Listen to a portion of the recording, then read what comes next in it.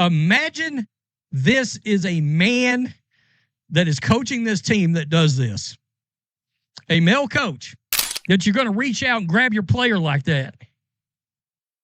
And the player very obviously sends you a message by saying, give me my damn hand back. It would be the women's sports version of Babe Ruth getting traded from the Red Sox.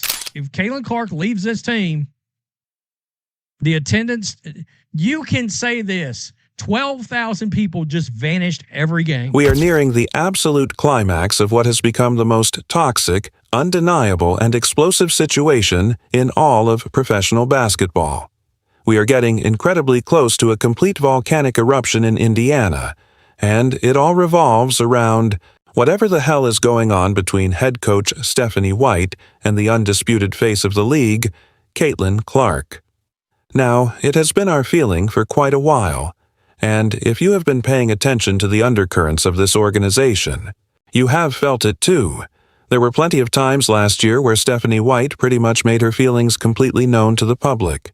You could feel the distinct aura, the undeniable energy, radiating from the coaching staff that Stephanie White genuinely believed Kelsey Mitchell was the absolute best player on this basketball team. It feels like last year, when the clouds nearly aligned for Stephanie White and this roster during that playoff push, it created a massive delusion. I actually believe that specific playoff run may have been one of the worst things to ever happen to this franchise long term. Why?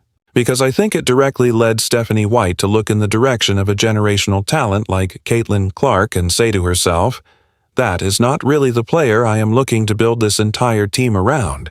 She looked at the greatest offensive engine to enter the league in decades and decided, I want to build this team around Kelsey Mitchell instead.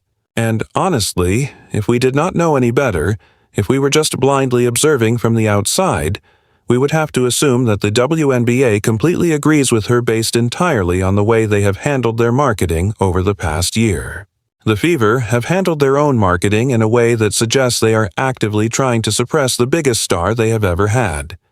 They actually came out with a couple of Caitlin Clark posts in the last 12 hours, which, frankly, is shocking given how much they try to push everyone else. But now, we have new video footage from the game against the Storm. And I have to tell you, if we are not reaching an absolute boiling point right now, I do not know where this situation is going. This is not normal basketball tension. This is something much darker, much more personal, and much more destructive. Somebody presented a very interesting question to me recently, and it perfectly encapsulates the madness of this current regime. Somebody asked, wouldn't it be absolutely crazy if Stephanie White actually convinces the front office, convinces the people in charge, to trade Caitlin Clark because White legitimately thinks the team is better without her? What if she convinces them that her specific offensive system can win the Fever a championship with Kelsey Mitchell as the primary focal point instead of Caitlin Clark? Well, my immediate response to that completely unhinged hypothetical is this. Kelsey Mitchell was around for a very long time before Caitlin Clark ever arrived, right? She was around long enough to see this exact same basketball team completely fail, tank, and earn 2 consecutive number 1 overall picks in the draft. She was also around for this exact same stadium putting barely 4,500 people into the seats on a good night. If Kelsey Mitchell and Stephanie White are not incredibly careful, they might just be around to see that exact same depressing reality again. Because let me tell you about those television ratings and those ticket sales that we look at every single day. They are heavily dependent on one single human being. If you remove Caitlin Clark from the equation, those tickets will sit exactly where they are. Not a single ticket will be sold overnight. Not one. I actually, quote, tweeted that fan's question, and I laid out the absolute reality of the situation. I said, if the Indiana Fever organization actually allows this to happen, if they allow a coach to push out a generational superstar, it would immediately become the women's sports version of Babe Ruth getting traded from the Boston Red Sox to the New York Yankees. And we all know exactly how that played out for the next 100 years. It was called the Curse of the Bambino. For nearly a century, through generations of fans, The Red Sox carried the heavy, suffocating curse of letting Babe Ruth leave Boston. It did not go well for them. It resulted in decades of misery, failure, and agonizing defeat. The Indiana Fever are playing with that exact same level of fire right now. They will find out extremely quickly that if Caitlin Clark leaves this team, the attendance will literally evaporate. You can just say goodbye to 12,000 people. 12,000 fans will just vanish every single game, and you will be back to playing in an empty, quiet, depressing arena where you can hear a pin drop in the fourth quarter. Is it my personal belief that Herb Simon and the powerful Pacers organization will finally step in and clean house before they allow a historic disaster like that to happen? I would certainly think that surely that has to be the case. You do not get to be a billionaire owner by making completely irrational, self-destructive business decisions. But the front office cannot afford to wait. Whether or not Caitlin Clark ultimately requests a trade and decides she absolutely will not come off that demand, that better be the one thing that Herb Simon and the Pacers refuse to wait for. Do not wait for Caitlin Clark to request a trade out of town. You must act immediately. You need to hire real, serious NBA people before that irreversible damage happens. A lot of people have suggested bringing in someone like Mark Jackson to establish a real culture and command respect. Others have been highly suggesting a name like Bill Laimbeer, someone who understands physical, demanding basketball and does not play political games. You have to get somebody from completely outside the current WNBA echo chamber, somebody who does not have any hidden agenda, someone who solely cares about winning basketball games and maximizing the greatest asset this league has ever seen. Because right now, what is happening on that sideline is not about basketball. Speaking of things that are absolutely not about basketball, how about we talk about the clip of Stephanie White physically grabbing Caitlin Clark during the game? I really want to say something very clearly here, and I want everyone to listen closely. I want you to imagine, just for a second, that this is a man who is coaching this team that does this. Imagine a male head coach reaching out and physically grabbing his superstar female player on the sideline during a heated moment. Imagine the absolute media circus, the immediate outrage, the endless panel discussions on national television demanding his immediate resignation. Because you are inevitably going to get the Stephanie White defenders. You are going to get the Stephanie White truthers out there on social media. They are going to go out there in all their infinite, arrogant intelligence, truly believing they are so much smarter than everybody else who is watching the exact same raw footage. They will try their absolute hardest to convince you that this entire interaction is a massive nothing burger. They will say it is no big deal. They will claim there is nothing to see here, that this kind of physical interaction happens all the time in the heat of a professional basketball game. Really? Does it? If this was Bob Knight and he did this to a female player on national television, what would the reaction be? I am just saying, I want to make sure everybody puts this specific incident into the proper perspective and that they are properly, righteously outraged. Because they absolutely should be just as outraged with this, being Stephanie White, as they would be with any other coach in any other league. This is a massive problem. And Caitlin Clark herself directly tells you and physically shows you that this is a damn problem right here in the video. Look at the footage. Caitlin completely rips that hand away. She aggressively snaps her arm back.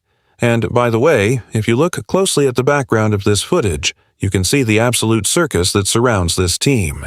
But focus on Caitlin's reaction. Her body language screams, "Hell to the no. Are you seriously grabbing me? Give me my damn hand back." She is rejecting the physical contact. She is rejecting the authority in that moment, and she is rejecting the blatant disrespect. I sincerely wonder if the Indiana Fever organization truly understands that there are thousands upon thousands of people out there on the internet deeply studying this video right now, like it has a direct connection to the JFK assassination. They are analyzing every frame, every facial expression, every micro movement. I am just saying, that is the incredibly intense, glaring spotlight that is directly on this organization and this specific head coach right this very second. You simply cannot do this. You cannot treat your superstar this way. We are talking about a player who is essentially the hybrid love child of Steph Curry's shooting gravity, Larry Bird's passing vision, and the transcendent, undeniable branding, star power of Michael Jordan. Ask yourself a very simple, honest question. Who the hell is doing that to Michael Jordan during a game? What coach would ever dare reach out and yank Larry Bird by the arm like a disobedient child? What coach is grabbing Steph Curry like that? On the sideline? What coach is treating LeBron James with that level of blatant physical disrespect? Let's just keep going down the list of the all-time greats. The answer is nobody. That is not going to happen. That would absolutely never happen in the NBA. You are never going to reach out and aggressively grab your franchise player like that, especially when that player very obviously sends you a clear, undeniable message by snatching her arm away and effectively saying, "Give me my damn hand back." It is a complete breakdown of respect, a complete breakdown of the coach-player dynamic, and it is playing out in front of the entire world. And let us not forget, this is not an isolated incident of complete dysfunction. We just recently saw the bizarre, highly concerning video of Caitlin Clark visibly sparring and arguing with Brianne January over on the sideline. That interaction looked so cold, so distant, and so combative, it may as well have been the middle of October. It was a complete and utter horror show of team chemistry. The internal rot within this coaching staff's relationship with their point guard is becoming impossible to hide, no matter how hard they try to spin it in the post-game press conferences. Now, I know what the defenders and the apologists are going to say right now. Look, the absolute best thing that has happened to the Indiana Fever over the past couple of weeks is the simple fact that they are currently playing against a bunch of absolute cupcakes. They have had an incredibly soft stretch in their schedule. So there are definitely going to be people out there in the media, the typical talking heads, who are going to completely ignore the toxic sideline interactions and simply point to the standings. They will say, "Oh, look at the Fever. They have actually won 4 of their last 5 games. Things must be getting better. The chemistry must be improving. But look at who they actually played. They won those games against a bunch of incredibly low-level players and bottom-feeding rosters that honestly ought to be mopping floors at a cheap peep show. I mean, these are teams with players who belong in the back bagging groceries down at the local Brookshires here in Texas. Beating up on the absolute worst teams in the Professional Basketball League does not suddenly cure a deeply poisoned culture.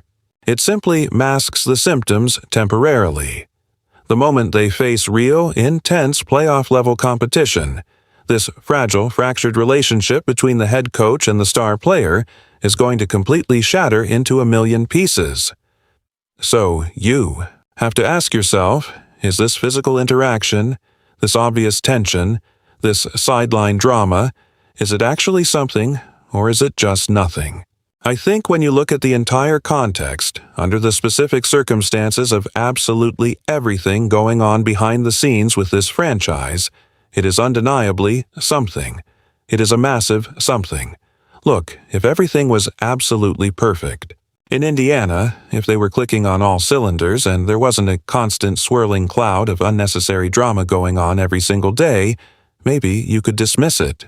If Stephanie White didn't literally have video evidence out there in the public domain where she absolutely could not even force herself to squeeze out basic, standard praise for the single most dynamic basketball player in the entire league, maybe then you could ignore it. But we all saw that press conference. She literally cannot bring herself to say positive shit about Caitlin Clark even when she is explicitly asked directly by name by the media. When a reporter sits there and says, "I am asking you directly, by name, to please talk about the performance of your star point guard," and her natural reaction is to completely pivot, deflect, and say, "Nah, I am not going to do it. I am going to talk about everybody else instead." That is not normal. That is a deep-seated, personal issue. Under the current, volatile circumstances of exactly what is going on right now within the Indiana Fever organization, This sideline hand grab is a big damn deal. It is a symptom of a much larger disease that is threatening to destroy the most promising era in the history of this franchise. You absolutely will not talk me out of that reality. The writing is on the wall, the tension is palpable, and the clock is loudly ticking on the front office to step in and fix this disaster before their golden goose decides she has finally had enough of the disrespect and demands a one-way ticket out of town. The silence from the ownership is deafening, and every single game that passes with this current coaching staff in place is another dangerous spin of the roulette wheel. They are playing a dangerous game with the future of women's basketball, and right now, the entire world is watching them completely fumble the bag.